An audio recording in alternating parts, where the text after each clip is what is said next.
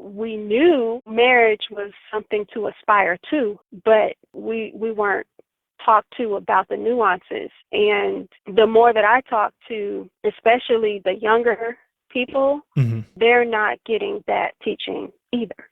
Members of other cultures don't do that. They teach their young women and their daughters how to become wives. They groom them from young girls on every aspect of what a wife is. And without knowing what the importance of those roles are, we're destined for a future where we're constantly at each other's throats because we spend all our time working.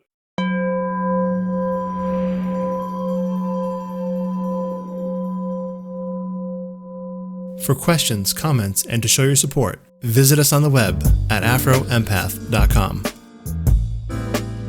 Why is it that black men and black women can't see eye to eye in terms of relationships, and, you know what I'm trying to say, and just in terms of just our dynamics? You know what I'm trying to say? Yes. What do you think that is? Like, obviously we've been through a lot of social engineering because, we talk about communities. We had those at one point. Now I'm not saying we don't have them, but they're in shambles. So what do you think? Why do you think we're in the condition we're in terms of not seeing eye to eye on our roles as men and women in a household? I really think we've gotten away from putting family first. I mean, you said it.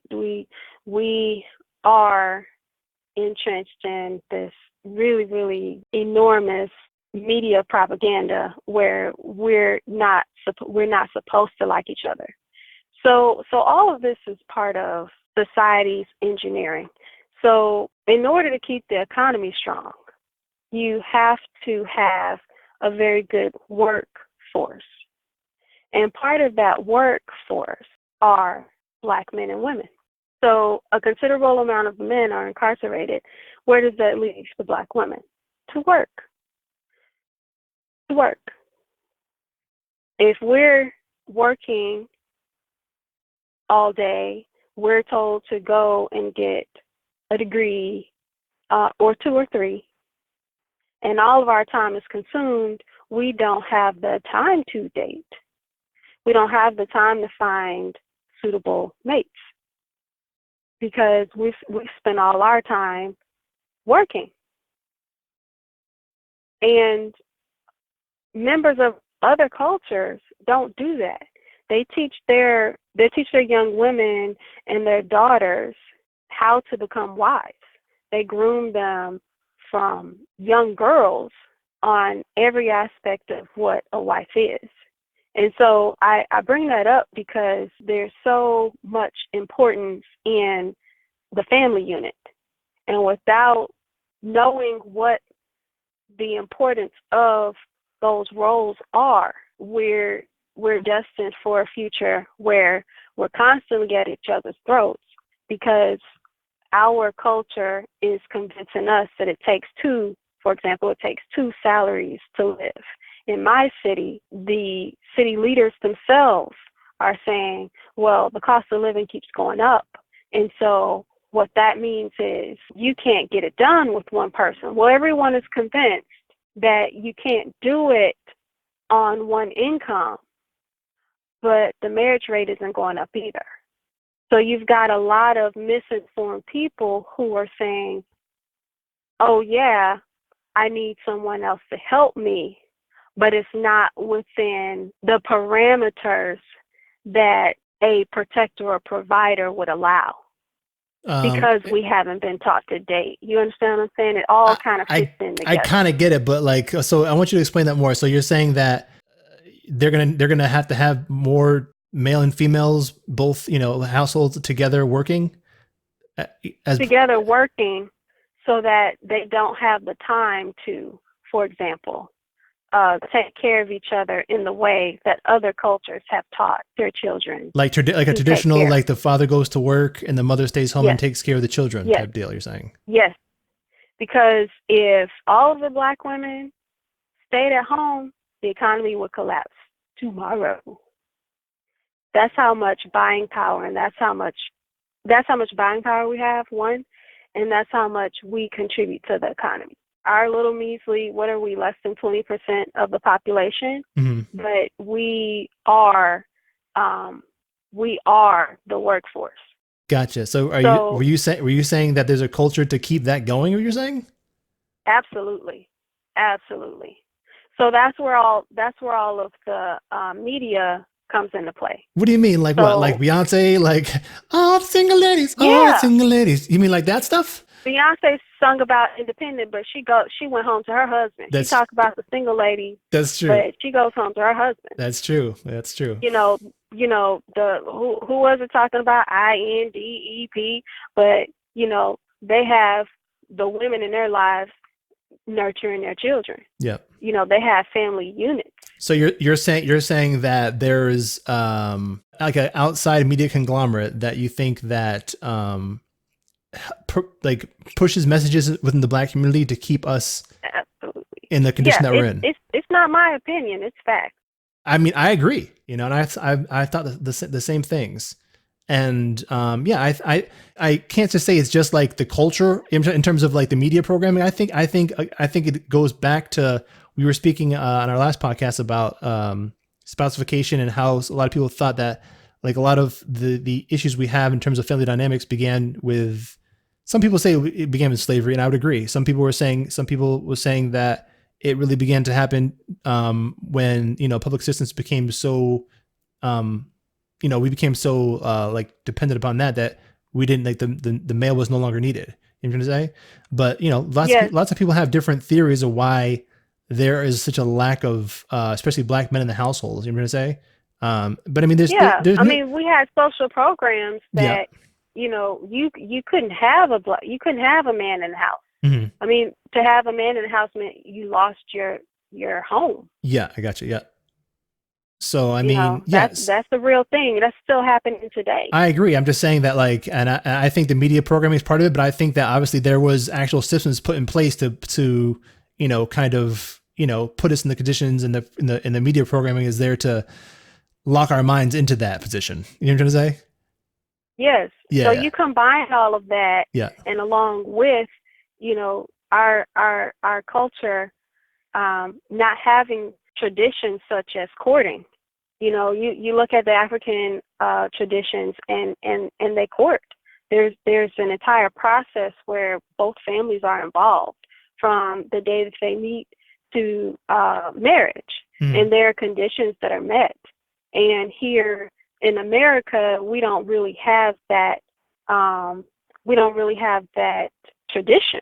It's not something that is part of the culture. I'm sure that some parents, and this isn't a all parent all people type thing, but I know that I've lived the experience of not being taught to date, for example, and I came from a 2-parent household and was surrounded by intact nuclear families. Mm-hmm. But dating and how to attract a mate or wasn't part of it. We knew, marriage was something to aspire to, and we always did. But we weren't talked to about the nuances. And the more that I talk to, especially the younger people, mm-hmm. They're not getting that teaching either. Okay, I want to talk about this. Two things I want to talk about. Like, number one, I've noticed that other races of people, and I mean, obviously we live in America, so the other races, more than white people, right? They prioritize marriage earlier than we do. And yes. Especially when they're in college, like, meaning that yes. white women look for white men in their college years. Yes. And yes. I've noticed that Black women don't really have that same mentality. They're not really looking for other Black men in college. They're just like doing their own thing with like their blinders on, as if they have to do it alone. It seems like. Well, and I'll just back up a second and say that yes, I've witnessed. I coached at a private college prep school, and yes, the mothers were telling their daughters in high school, when you go to college to find your husband. That's what you go to college These for. are white women or black Now, women? These are white women. Okay, gotcha. They're telling their daughters, "Hey, you're going to college to find your husband." Correct. That's exactly it. Now However, go ahead. we are taught, I know I was, and my sister was, and my cousins and everyone, you go to college first and then you find your husband. That's exactly it. If you find them in college, yeah, okay, fine, but that's still considered too young. You go to college and then you get established and then you find your husband.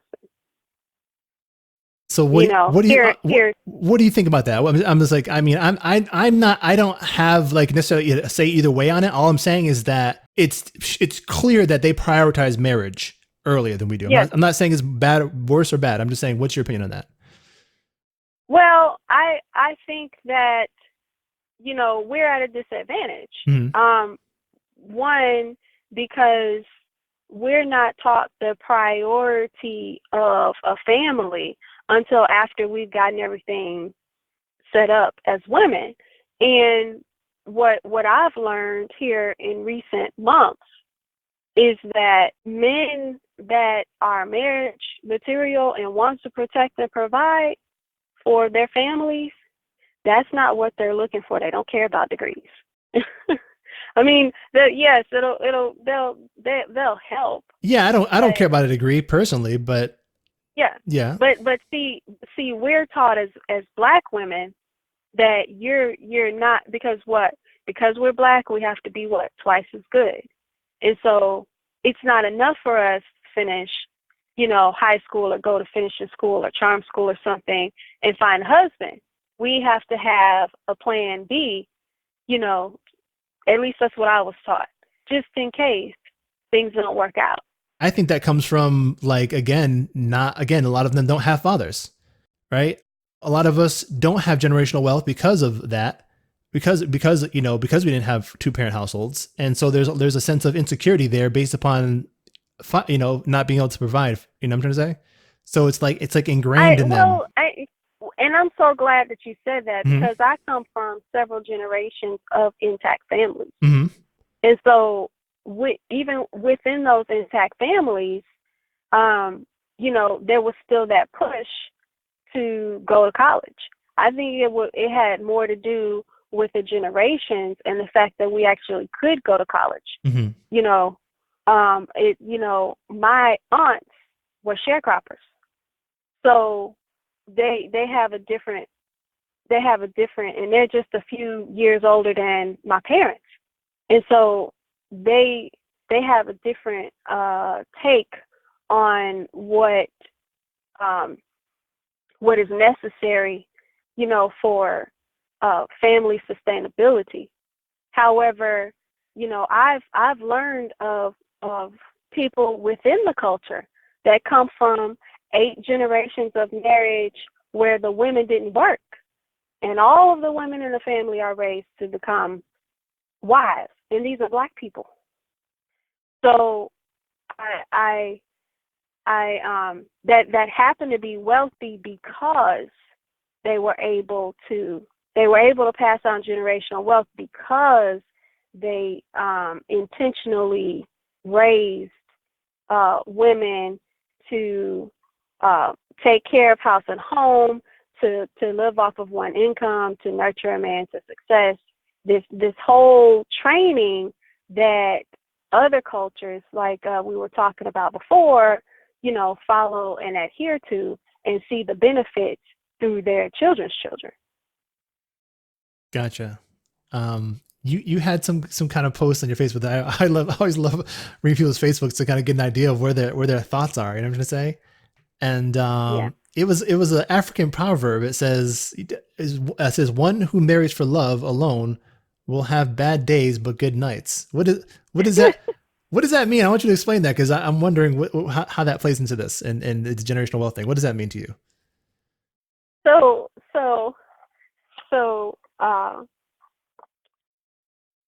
basically, night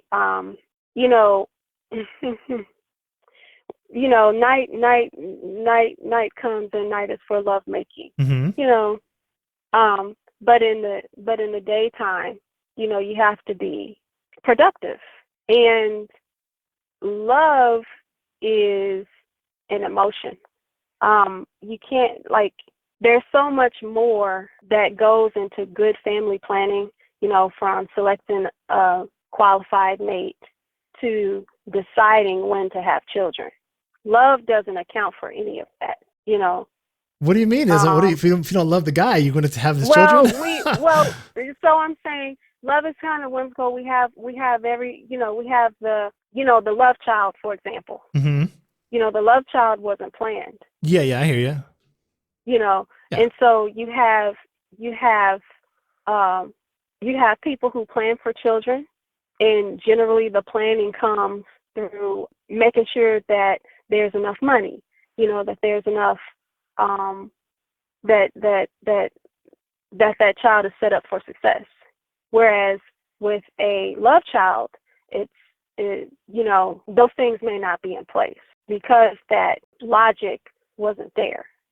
And I'm not saying that that's true in all cases, mm-hmm. but a lot of times love children, go without, whether it's the presence of the parent or some things that they really, really needed to help their development along into what would be a proper mate, to further the bloodline. Gotcha. So, yeah. You have another quote here that says, men give resources, women give services. #balance. So, Yes. Some people might be reading that and being like, oh, that sounds kind of like prostitution. This is me playing devil's advocate here. Well, it goes back to, there's balance in everything. And so men are the protectors and the providers, Traditionally, yes. Yes. And so perhaps so I'm saying that the services that women provide, that's the housekeeping. Those are the healthy meals. That's making sure that the laundry gets done.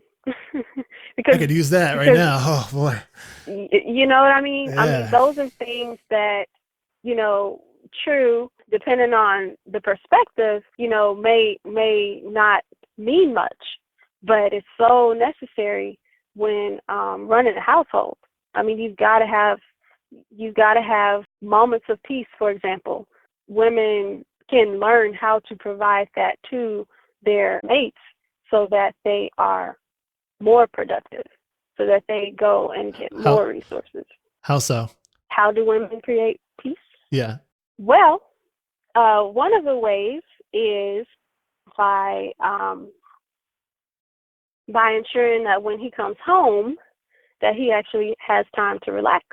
It may be something as simple as when he hits the door, remove his shoes and hand him a drink and let him sit there for about 30 minutes to an hour or longer, especially if he's had a long day, before giving him a honey-do list, What is a honey-do list? A honey-do list. A honey-do list is a list that you give to your honey to do.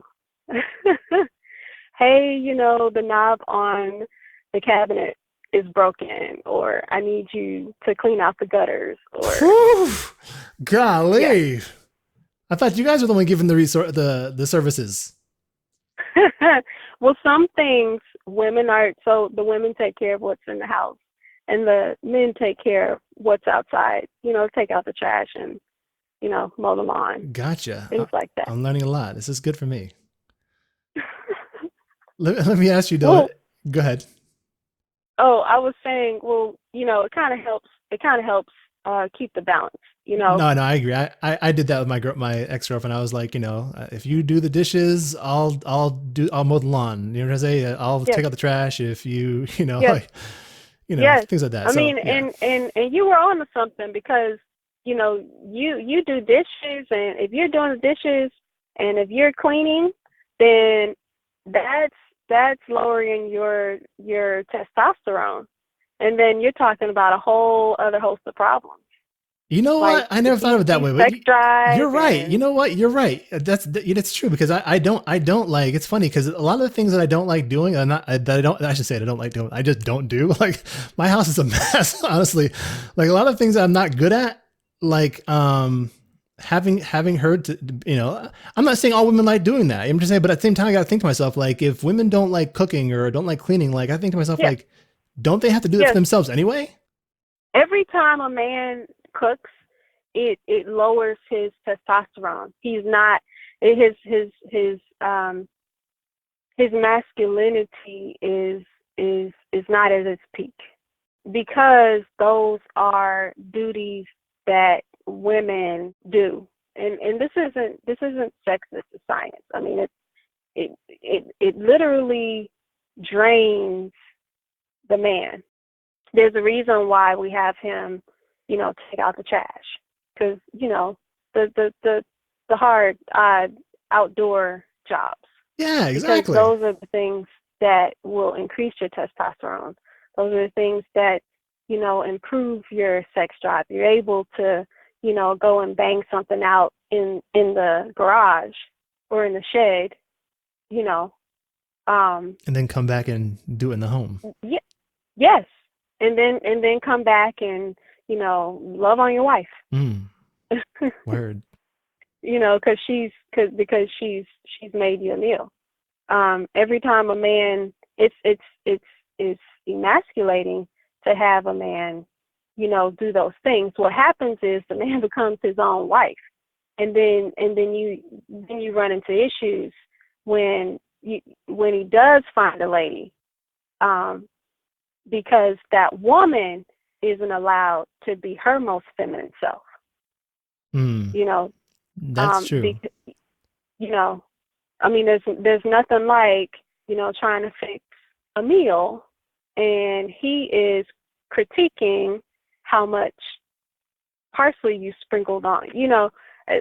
Let her do the cooking, and he goes like watch the game or go work on the car or something. That like this whole scenario you just created, literally, it seems like heaven and earth for me, honestly. Um, but with that said, I have to pose a question. This is a household where the man works and the woman stays home, and that's going to require a fair amount of money. So I wonder if this ideal black love is not at the perpetual mercy of white supremacy.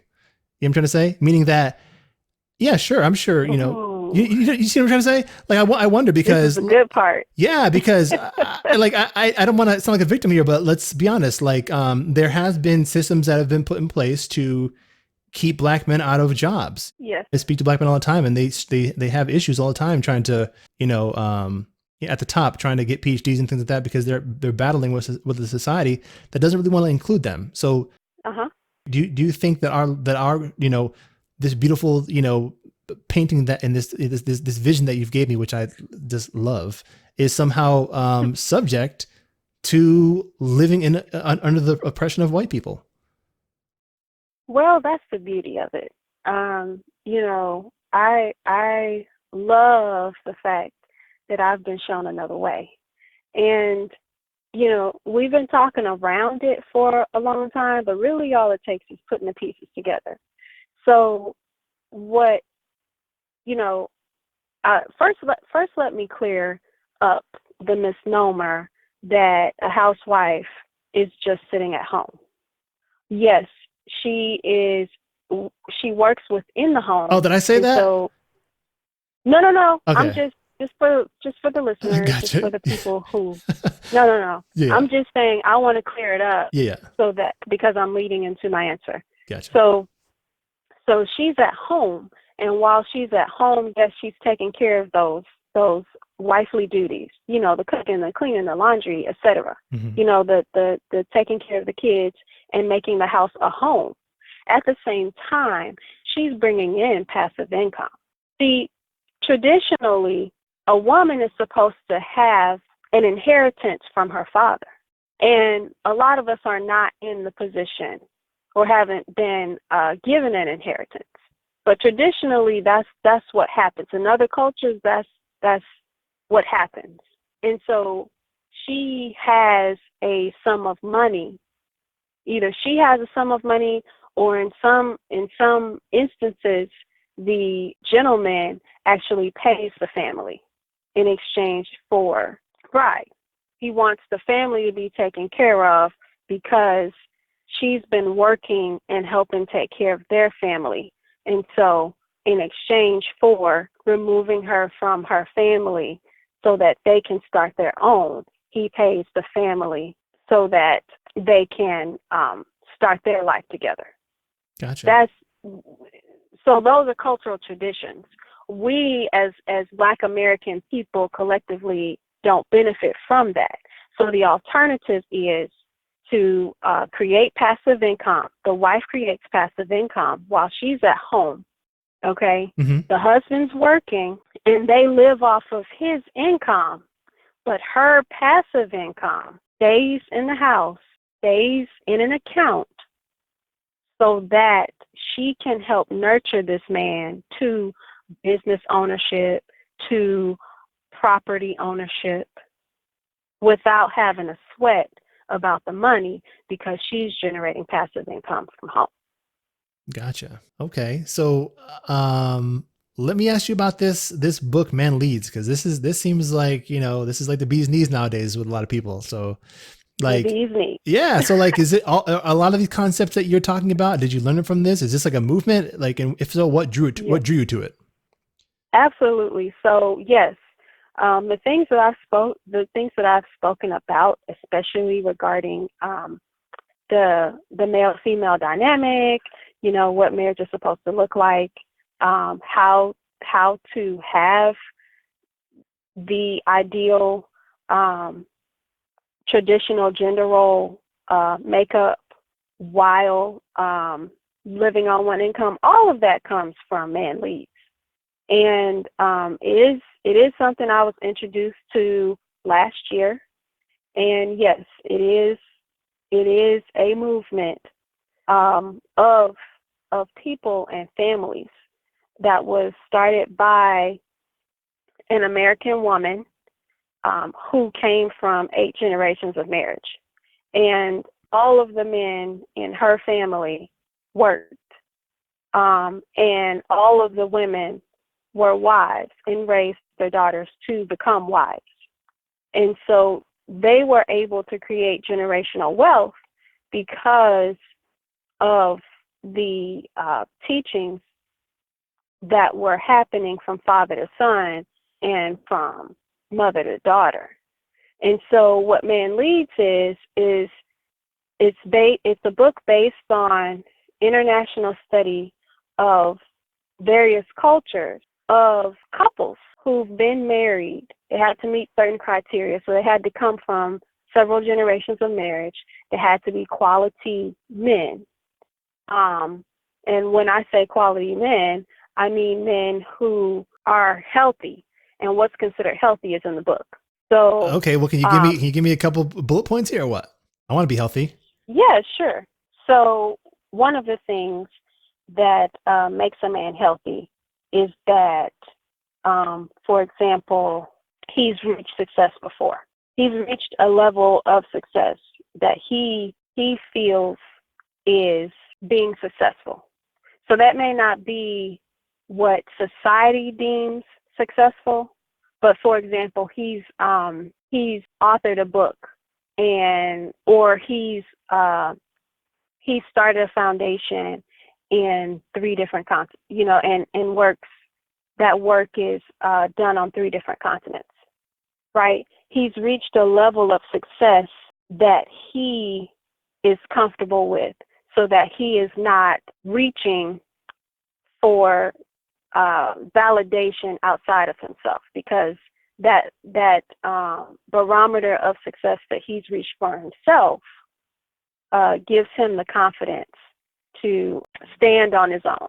Mm-hmm. Does that make sense? No, I get it. Meaning that, like, in his own being, he feels masculine. Yes. Gotcha. Another thing that makes him healthy is that he's not abusive. Makes sense. And that kind of seems like a no-brainer. Yeah. But when I say abusive, I mean not even slightly, not verbally, not emotionally. And when I say emotionally, I mean, not emotionally withdrawing, for any reason. Not being sexually aggressive, or physically abusive in any way. I mean, if he's even slightly any of those things, then he's not considered healthy. Gotcha. Okay. Seems pretty self-explanatory to me. What else? That he's had 1 to 15 serious relationships. What? To 15? Yeah. 1 to 15. Well, I'm saying, like, why 1 to 15? Like, it's a lot of. I say 1 to 15, because that's what the book. So let me just break it down for you. Okay, sure. So too few. If a man tells you that you're like his first relationship, then he's either not telling the truth, or you might be his practice relationship, because you want to make sure that he's had more than one serious relationship, before qualifying him as a healthy man for you to potentially marry. If a man has had more than 15 serious relationships, and I'm not talking about dating, I'm talking about, he's had more than 15 exclusive relationships, then he doesn't take relationships seriously enough to be devoted to anybody for, a prolonged period of time. And so that's why we use that 1 to 15. So we're not talking about, dating. We're talking about exclusive relationships. Any man who's had more than 15 serious relationships will waste your time, because I hear you. I don't know. To me, I don't know. The number 15 seems a bit high for, unless you're like, I don't know how old you have to be to have 15 relationships. You know what I'm trying to say? I don't know. Well, from age 15 to 45. So that's a decent amount of time. Okay, gotcha. Okay, cool. I'm an INFP. I'm a hermit. So for me, I'm like, shoot, that to me, it's a bit high either way. But yeah, I hear you. Yeah. Gotcha.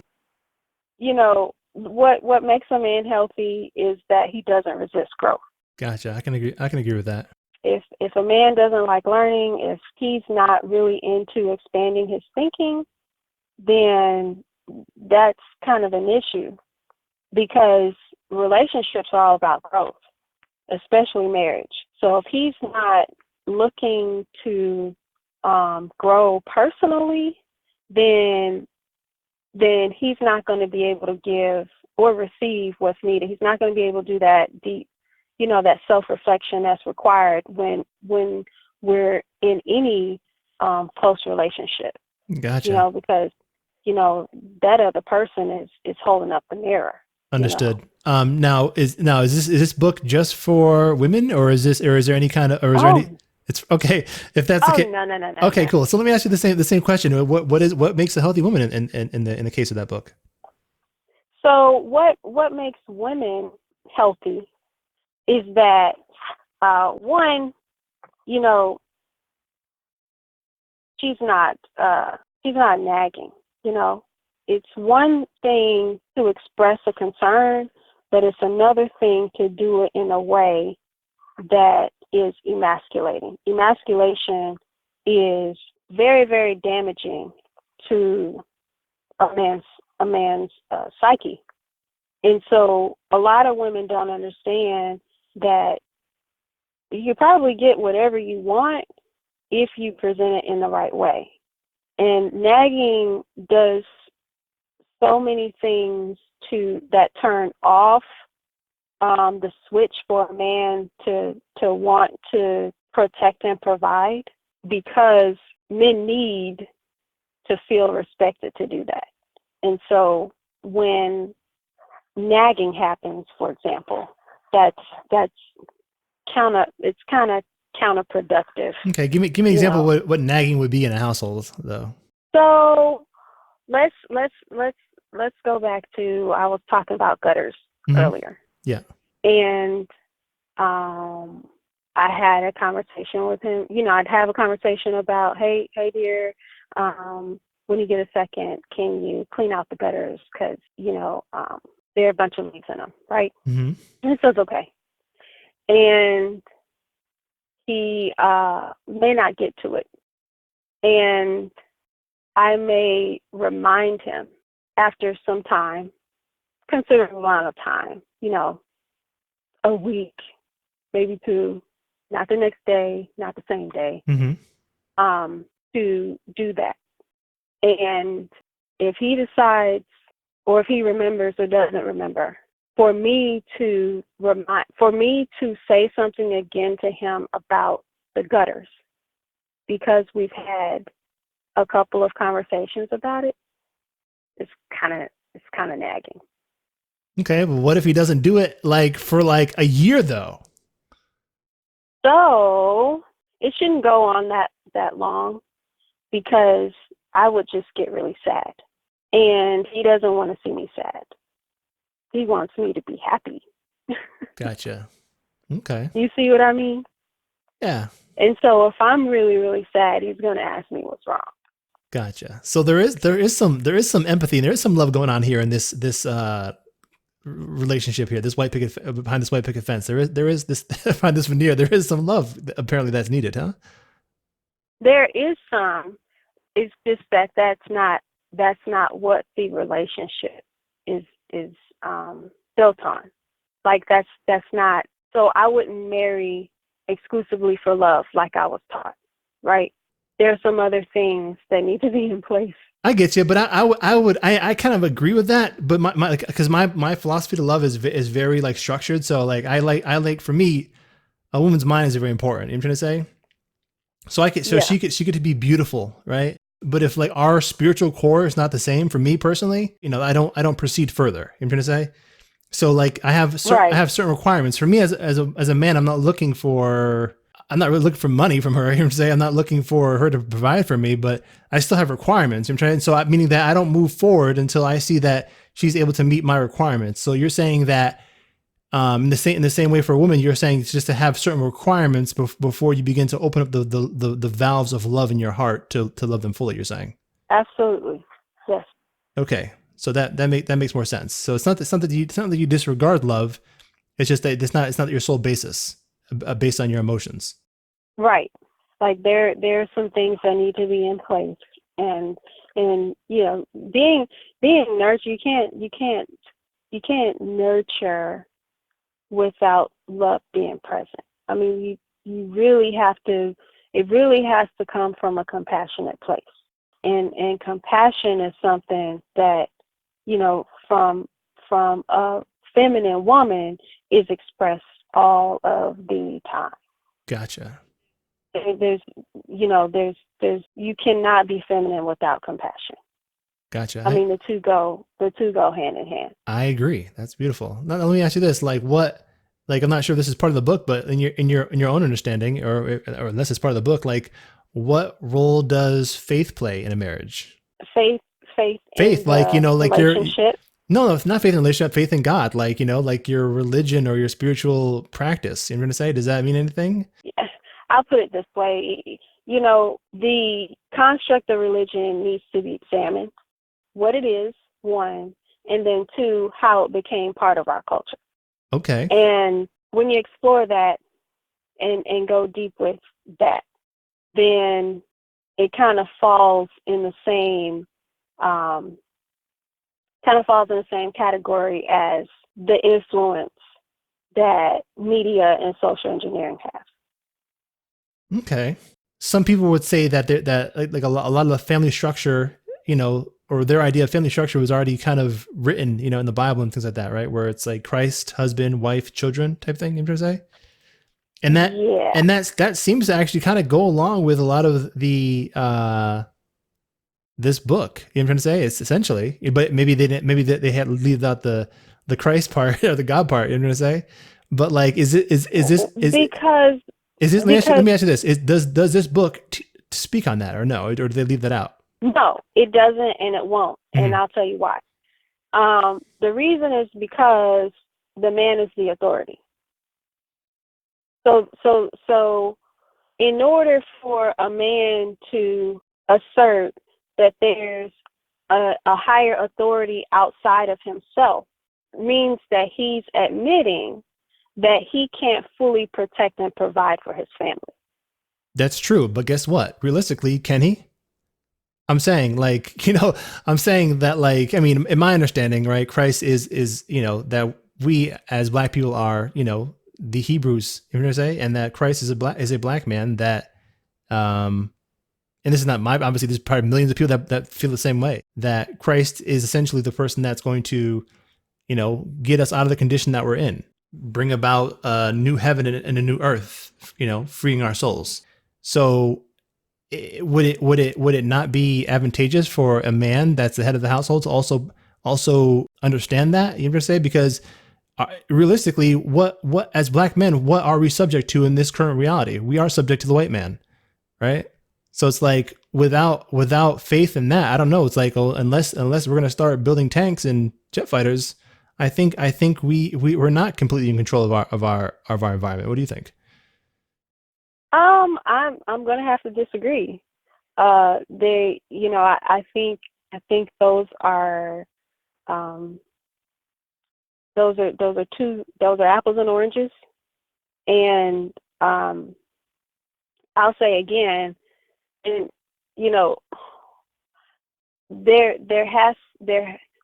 there has to be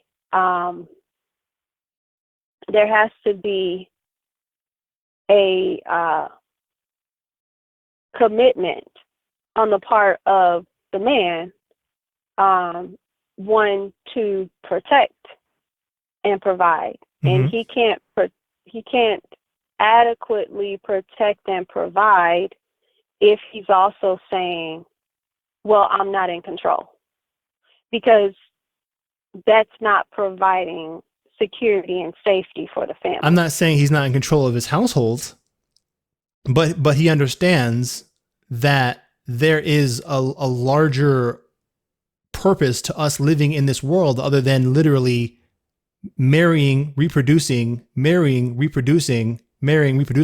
and living.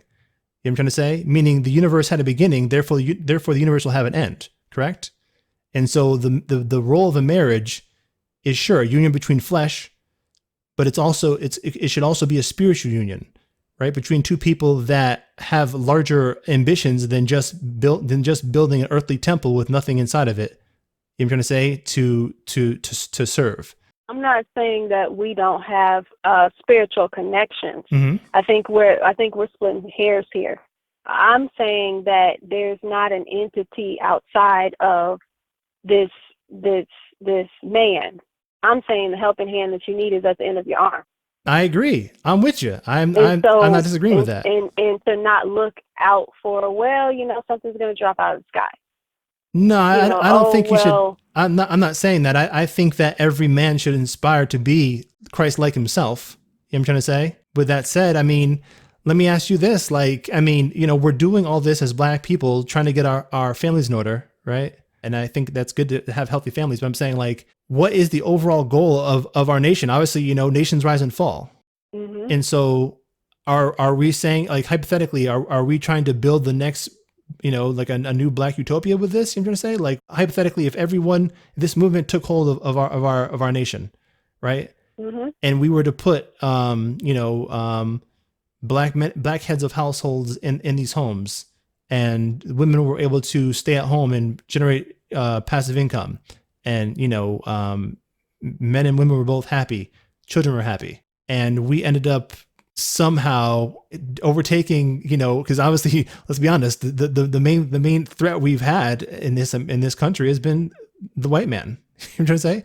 So if we were able to overtake him through us building strong families and generational wealth over time, what would that look like? And you know what I'm trying to say? Like, and would that last forever? You know what I'm trying to say? What is the ultimate goal? I'm trying to ask of this all. Well, that is the goal. Is that, and I think you'd asked about freeing souls. Mm-hmm. That's what it is. I don't I you know it's it's it's it I can't tell you how freeing it is to know that an option like this exists. Mm-hmm. It takes this international study of cultures, literally. It takes leaving the country and studying in Paris and seeing how the people in Paris love Black people. It takes being in environments where there aren't any police checking, looking to arrest, being hostile. That's where the freedom is. Yes, it is wonderful to have the intact families, because that's the structure, that's the backbone. That's what's going to um, that's what's going to strengthen the community. That's what's going to kind of change the current trajectory of the culture, if you will. Mm-hmm. The perception of Black people in America is something totally different from how we're perceived abroad. And all of that has an impact on the psyche, on the spirit, in ways that you can't describe, but to be thankful for. And the opportunity is here for that very thing to happen. It's very freeing, and to try to put it in words is an understatement. I mean, just all that it takes to prepare, because all of this is a grooming process. It's a forever learning ever learning process that ultimately sets one up for true freedom. And I hesitate because you don't really know what that is until you've been able to do that. So few of us have been able to do it. I'm fortunate to have been to be on the way, yet be in the midst of people who have. And as they share the experiences, it's mind blowing, because you think you take things that, for all intents and purposes, aren't possible, and through the collective, it all becomes within reach. Gotcha. Okay. So, like, now to kind of talk about the Roots of Royal website, like, is there courses, and like, what's your involvement in that? Like, how does that work? So Roots of Royals is a site that was started by the author husband, and it is a database of courses on everything from what we have, the signature Wife School and Husband Summit, basically very, very in-depth teachings about becoming a quality mate through mentorship and international study. Then there is classes for building passive income. There are classes for children to learn, for example, languages, or courses for parents to learn how to groom their children using alternatives to, for example, spanking, how to travel abroad, international studies. And then there are products such as, there's a signature perfume that's made in Paris that goes over very well. The husbands love it. There's clothes, jewelry, everything is made with fashion and modesty in mind, but at the same time style. And all of these things are available for donations to continue the work of the movement, which is to get as much information out to the people as possible. So there's an alternative platform in addition to Roots of Royals. It's called Black Wealth U, and it is a Facebook-like platform where we have groups, we study, we discuss, for example, the book. We generate, learn, teach, grow, passive income.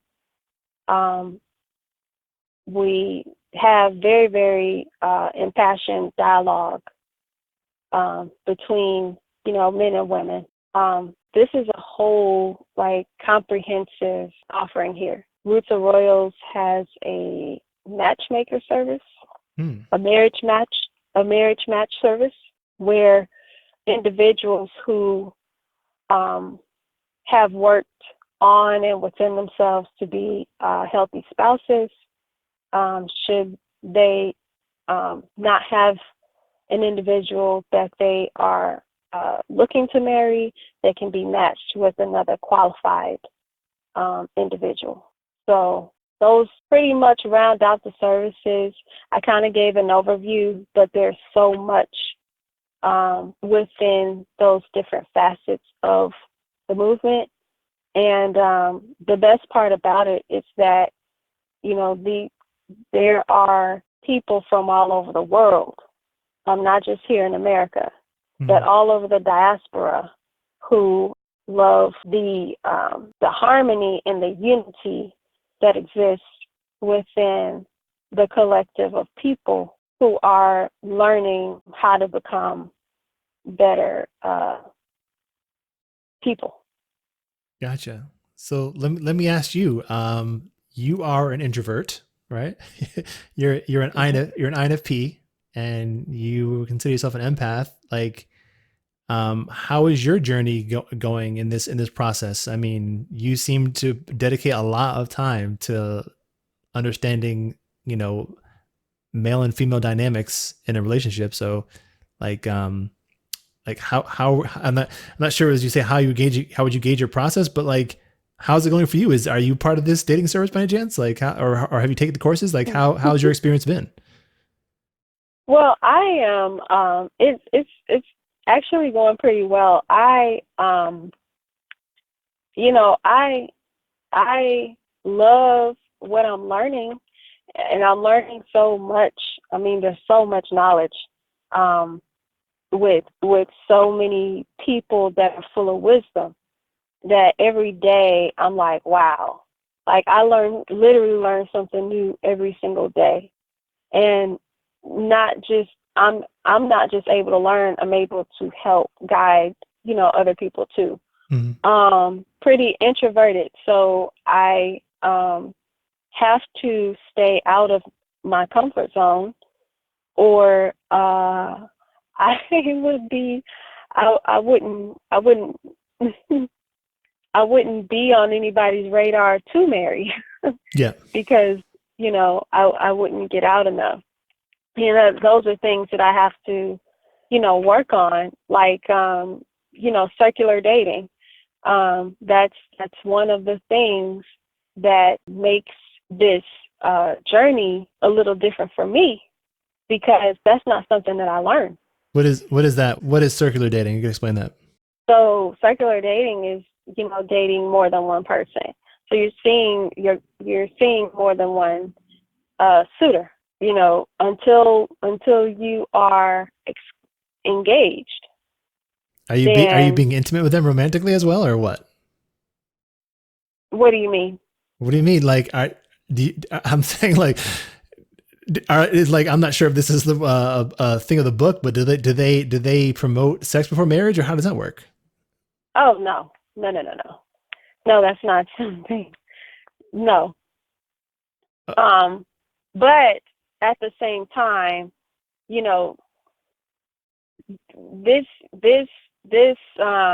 journey doesn't promote long engagement, or even that we have, or even that I become a girlfriend, because girlfriends are for practice.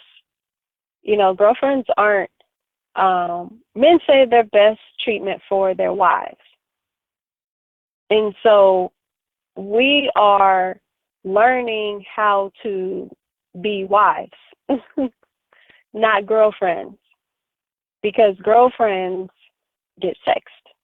And I didn't know this, but it took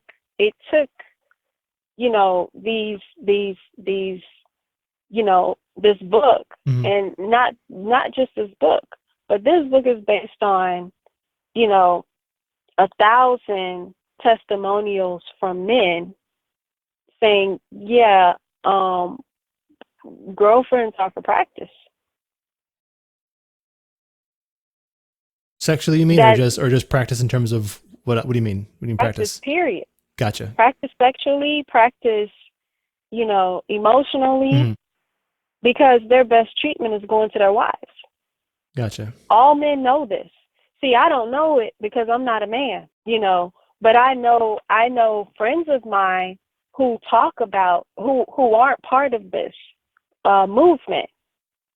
And I'm like, oh, it makes sense now. Because I'll hear my guy friends say something, man, when I get married, A, B, and C. Well, why can't you do that now? Because he's not married.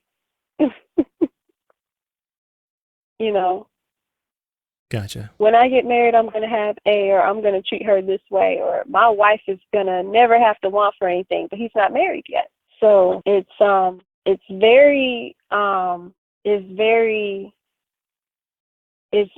not for the faint of heart. There does take some discipline. I'll be the first to say that it's not for everybody, especially when you get to talking about sex, because that's what the culture is. But what do you mean the culture? Our culture, you mean?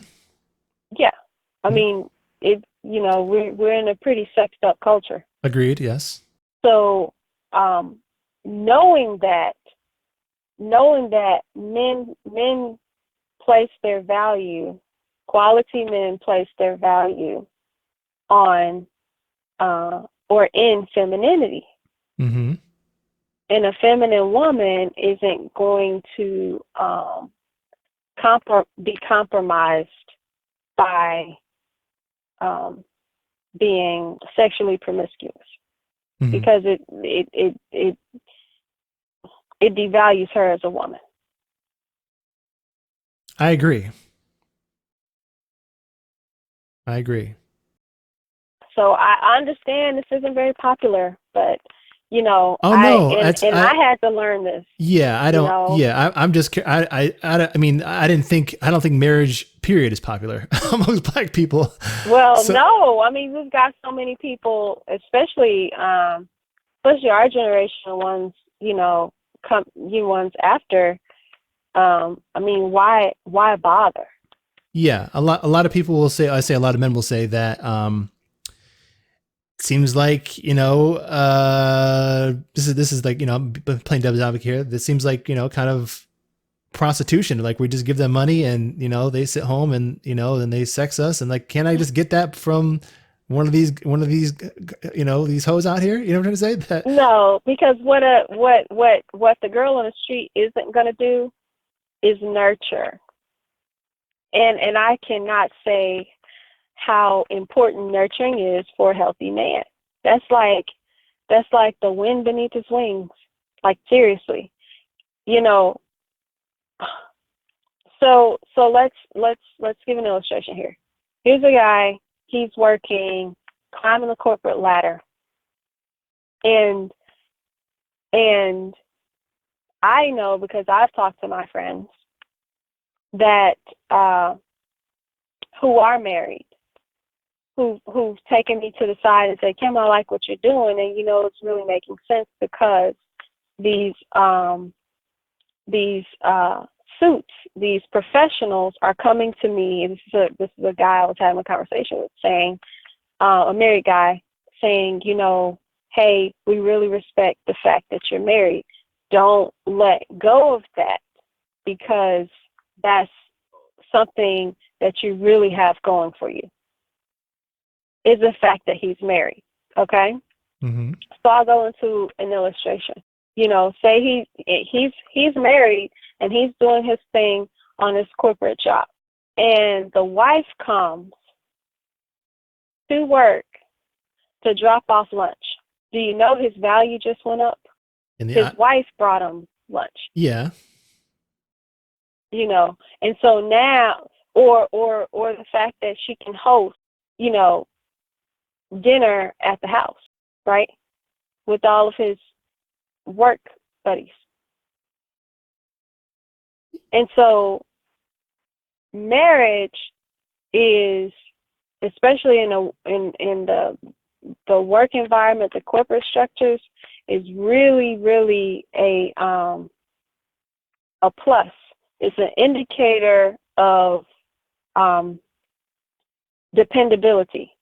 You have to be committed to be married, because marriage is a commitment. I hear what you're saying. I'm almost saying this, boy, if when you say climb the corporate ladder, all I can think of as a black man, right? That's not in the corporate ladder, that's never been in corporate America. I've had some jobs, but I mean, not like, you know, high paying corporate jobs. And most of these jobs are probably run by white men, right? So, I mean, I got to say, as a black man, you know, part of me would feel emasculated just to be climbing that. I'm climbing another man's ladder. He's paying me his money. You know what I'm trying to say? Like, have you ever thought about that as from a woman's perspective of what absolutely of what that does to a black man trying to climb the corporate ladder as a black man, and the struggles that comes with that? Absolutely. Yeah. And I'll compare it to what we were talking about before with religion. You know, here we are again, looking at an outside entity having control. And so that's what's beautiful about all of this, is that not only does she have the opportunity to develop passive income, but he does too. So there are the men in the movement have been working very, very hard, and they have the founding members. This hasn't been around very long. Mm-hmm. Let's see. The book was written in, I believe it was 2013. Okay. Yes, we're at 5 years now. We've been, and you know, the men, the group that grew, you know, the first group are financially free. Okay. And they did that through learning or unlearning money blocks, for example, or learning how to transition from the corporate entity to a business. And all of these things are taught within the collective, within the movement, by very, very astute businessmen who happen to be husbands who married women who learned how to be wives through high school. Gotcha. And these are all men of African descent. Am I correct in that assumption? Yes. Okay. These are all black people. Gotcha. Absolutely. Gotcha. Yes. So you're saying that maybe me you could get married if I but I gotta go through this course though. How would someone get to a sister like yourself? Is that the process or what? Well, you know, I'm doing my training in wife school, and the men are strongly encouraged to complete Husband Summit.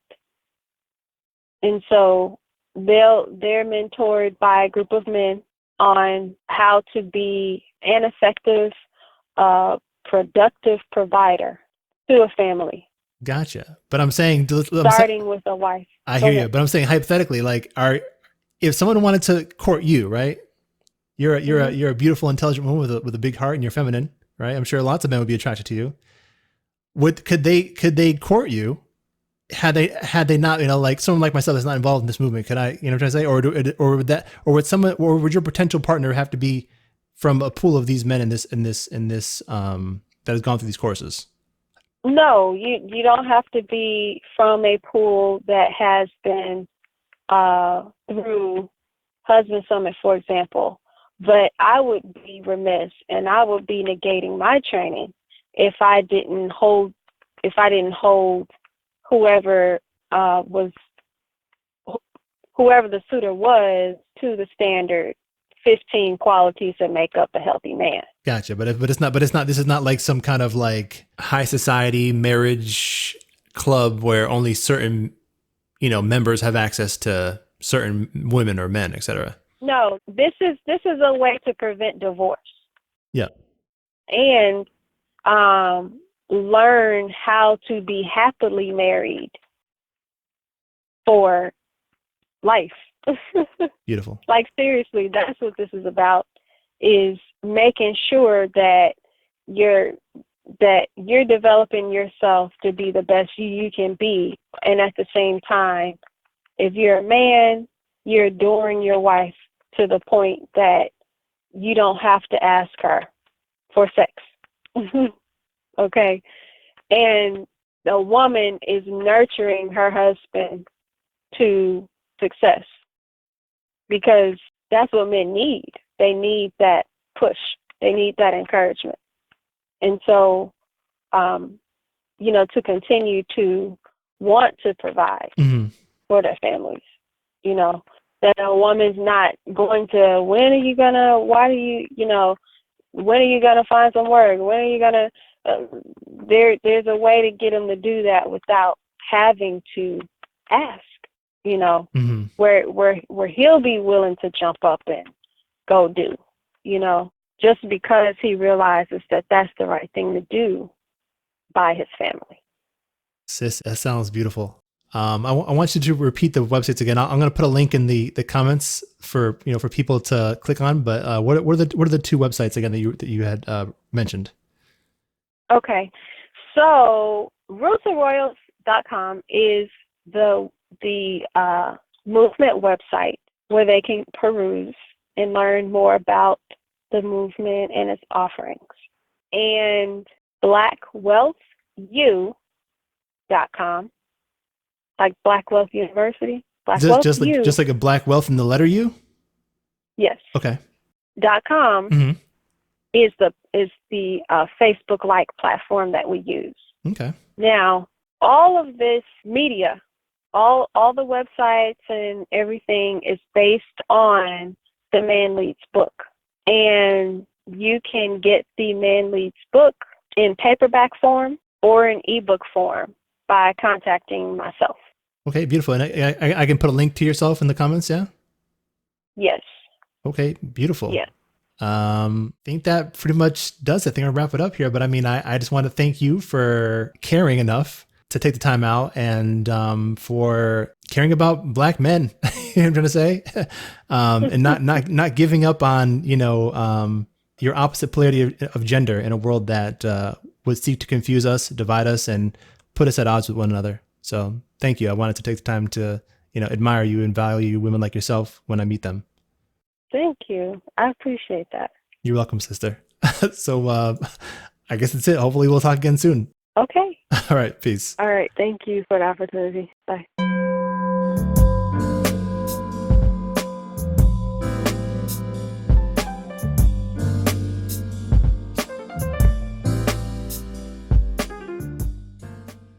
To be a Black family, like intact, loving each other, letting the kids see the parents respect each other.